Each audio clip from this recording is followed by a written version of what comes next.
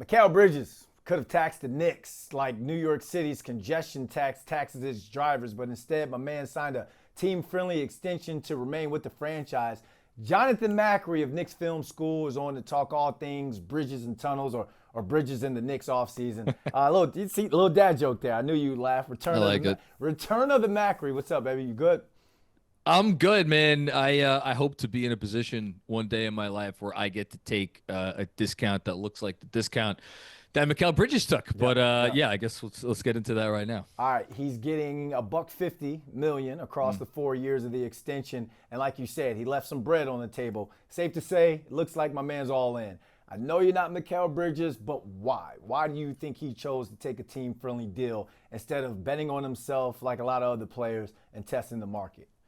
I mean, the easy answer is security, right? There are some players in the league that, I mean, we saw with Kevin Durant who could literally do something with their leg and miss an entire season, and you're still going to get the entire league lining up to pay you a max contract. But I don't know that Mikal Bridges quite falls in that category. Now, granted, he is the NBA's Iron Man. He has quite literally never missed a game in his NBA career. So maybe you would think, okay, not quite the same consideration for him as other guys who are more injury prone, but this is still someone who, over the course of his NBA career thus far, has only made, and again, I say only in air quotes, like a low 80s in terms of millions of dollars.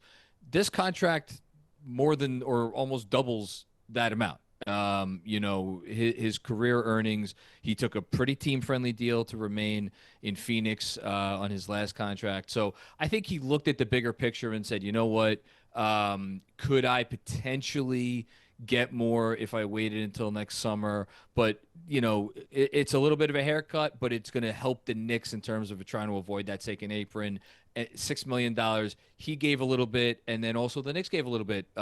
Player option on the last year and a trade kicker. So those are two valuable things I'm sure that Mikal Bridges valued in this negotiation. They also gave up a lot to get him in terms of draft capital to bring him here. So we know what the expectations and hype was like around him going into his first year as a Knick, where he averaged around 17 to 18 points per game on 50% shooting from the field. And of course, he showed elite defense. But at times, J Mac, as you know, that wasn't enough for the fan base. So what are the expectations now on Mikal Bridges going into year two? I'm going to go in two different directions. One solely focused on Bridges, and one maybe a little bit outside of Bridges' control. Where Bridges is concerned, I mean, again, it's kind of a boring answer. I think fans would like a little bit more efficiency. He has never been known as an elite above the break 3-point shooter, but I think when you went from Dante DiVincenzo to Bridges, not only was there a decrease in volume from, again, above the break, but also he only shot 31% on non-corner threes last year. I think fans would just like that to be a little bit closer to 35, 36%, maybe get a little bit more volume. And the other thing, actually, while I'm talking about this, I just thought of it. Maybe draw contact every once in a while and don't avoid other players and physicality like it is the plague. Again, never been a guy who's gotten a ton of free throws, but something a little bit more in that department. And then the other thing that I was thinking of, and again, this is kind of not fully in his control. Just the pick and roll defense, I think, left a lot to be desired last year. Now, obviously, that was with Karl Anthony Towns as the 5. I think this is a problem that will kind of self-correct if maybe they go more to a look where it's Mitchell Robinson or another center, not Towns, at the 5. And I think Bridges, will look a lot better if they go more to that look at times this year. It's funny when you said you wanted him to draw a little bit more contact. The first thing that popped up in my head was like, this dude could never run. He could never ride the New York subway, like ever, like all that contact. No. But with the $150 million extension, we call him Uber helicopter to get around. Let's kind of break down the Knicks offseason a little bit. They still haven't signed an associate head coach. What do you think about the new Dcoordinator hire, Brendan O'Connor from the Clippers? I mean, he comes with a great resume, great reputation. Obviously, he started his career as an assistant coach with the Knicks 2 decades ago. To me, I'm a big fan of just like what coaching tree do you come from, or where was your last stop and how did you do at that last stop? I think Ty Lue is as good a coach as there is in the league. Obviously, he was joined by Jeff Van Gundy this year. So the Clippers, they always seem to outperform expectations, at least during the regular season. And so the fact that they're bringing someone who has been with the Clippers, I think that's a big plus.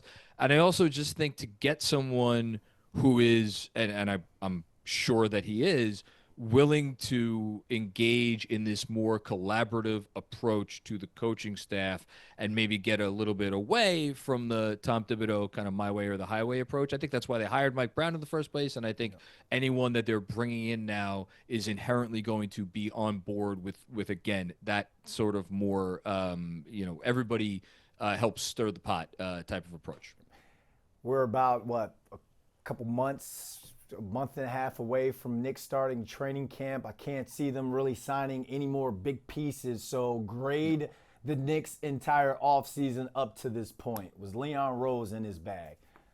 Yeah, I mean, I think it depends on what ultimately you think of the Tibbs or the decision to move on from Tibbs. If you're someone who thought for whatever reason, whether you blamed him or not, that they needed to move in a different direction at the head coaching spot, I think they did about as well as you could have expected. Mike Brown's a good, solid coach, and he seems to be everything that they're looking for. And then as you're seeing Gershon Yabusele and Jordan Clarkson on the screen, like given what they had to work with, which was the taxpayer mid-level exception and then just veteran minimums, I think they did about as well as you could have expected. The Yabusele signing in particular, like he's a guy who's going to be able to not only help them, but give them a lot of different looks as someone who could play alongside Karl-Anthony Towns, could play alongside Mitchell Robinson, can potentially be the only big on the floor if they go a little bit smaller and they go to something that's really a lot more versatile. So, and then Clarkson, for him to fall in their laps after getting waived by the Jazz, I just like that was a no-brainer.